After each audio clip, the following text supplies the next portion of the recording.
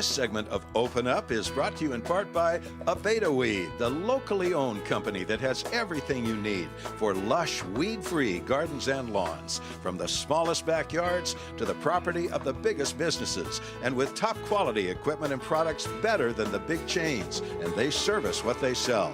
Located on Rosedale Highway, just east of Callaway, across from the promenade.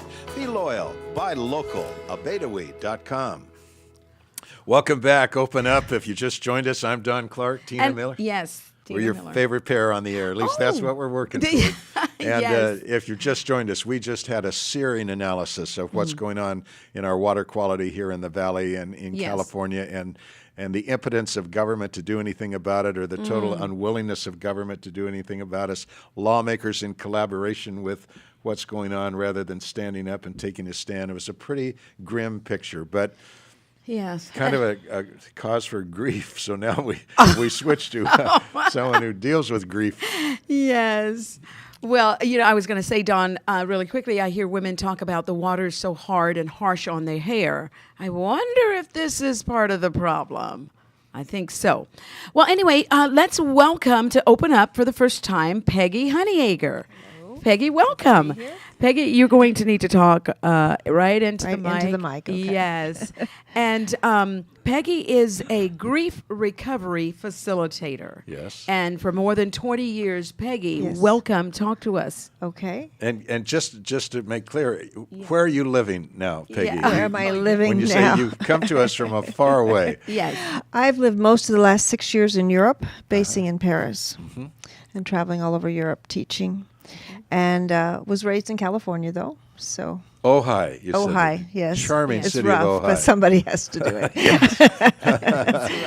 So, but we're over in Europe. I'm over in Europe and doing grief recovery, which is recovery from death and divorce. And over there, it's even relationships, So, biblically. So that's what we've been doing for the last 6 years, and teaching in Bible schools. I'd be interested to know do people experience grief or come through grief differently in Europe? Are there different customs about handling grief, different social expectations than we find here in this country? Well, there's there are different cultures and different ways and we don't talk about it. We're more open, I believe. Like when I do them in the United States, I can have open question answer from the pulpit, from the platform, and people open up. Where in Europe, they have to write it down and give it to me at the break, and then I deal with it. So there's that kind of, they're more in, as a whole, more private, yes. And then they, as a whole, less than 10% of Europe knows about God. Born again Christians, less than 1% of France. So they don't know how to apply the script, which is what we do. We apply the scriptural along with the psychological. Take the process they go through, apply the Word of God to each area, and help them get over it, through it, and live on, start their life. Why don't you walk us through what those biblical principles are that maybe are unknown in other places? Well, anytime you apply, the Bible is medicine for our soul, and health to us, and so we take the scriptures of, like, forgiveness. I take them through First Corinthians 13, which is the love chapter in the Amplified, and get them to read it. And forgiveness is a big deal, because even people who lose someone to death, sometimes they don't forgive them, or they don't forgive God, when it wasn't either one's fault. I mean, and the Bible tells us to forgive. Jesus said to forgive. On the cross, Jesus said, "Father, forgive them, they know not what they do." Now, So forgiveness is a big... yes, because they don't know what they did spiritually. They might know in their head that they did something, but spiritually they don't know like those soldiers knew they were crucifying him, but they didn't know spiritually what they were doing. So he's our number one example on the cross, that he said, "Father, forgive them, they know not what they do." And then in 1 Corinthians it tells us love is not touchy, fretful, resentful, never notices a suffered wrong. That's hard for us because we think we have a right to notice, but we don't have a right to notice. Jesus called us to walk in love, number one. And so we can't notice it. So I teach them to forgive quickly, and start with things that are inept, like the guy who cut you off. Father, forgive him. Give him, open the eyes of his understanding, that he sees what he's doing is wrong. Lord, send someone to minister to him. That takes me from being the injured to being the intercessor or the prayer, or it gives me power. Gives me power over the situation, because I'm speaking life out instead of, oh, poor me. Because when I look at the problem, I make it bigger. When I look at the solution, the problem goes away, and I could walk in freedom and light. And so that's forgiveness, and there's anger. There's all sorts of, there's probably 8 to 16 different, that everybody goes, some go through all, some go through none. I mean, only a few of them. Everybody goes through some of them. But the thing is that you can go through it on your own with the Lord and the Bible, and He will take you through it.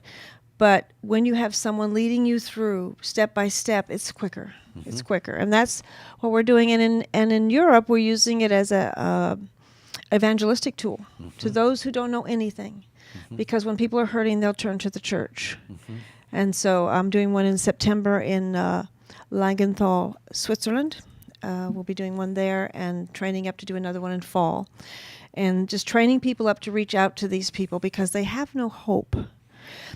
And in France, where they have no hope, there's a lot of suicides.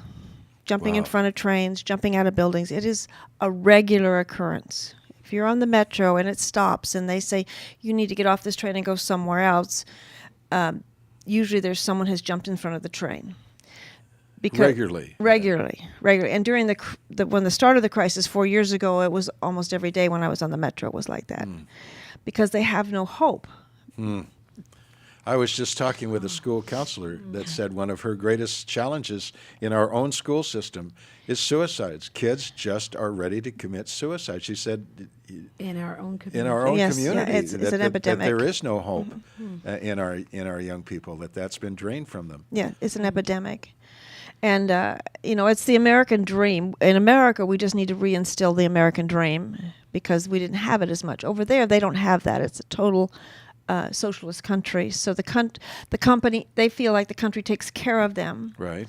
But then when they have a crisis and they can't, then who's going to take care of them? Peggy, did you experience in your own life where you had to go through a grieving process? Yes, I've been through divorce, and then I've been through death also of my husband and my parents. So, what was that like? Well, you go through the same things. It's a loss. It's when it's a divorce or even a death, but particularly in a divorce, you're one. God makes you one. So when that one separates, then you have a cut in you, a raw open sore. And a lot of times we stuff it. Until I found out about grief recovery, I had stuffed it. And then I was asked to start teaching it at a Bible school. And when I started studying it, all that started coming out that I had stuffed. And could because I didn't know better. When we hurt, we stuff it. And it's better to get it out and look. It's like a sore with a scab on it, an infection. It's better they'll scrape the infection off, apply the medicine, and it'll heal. But if you leave that infection there, it'll get worse. And you'll take it into another relationship. We've got a lot more to talk about this subject, so Peggy, we want you to stay on to our I think that would be our excellent. next segment. Yes. We're going to come back, and I want to share with her something that a trauma counselor told me about how to get through these terrible losses. Yes. We'll be right back. Thank you.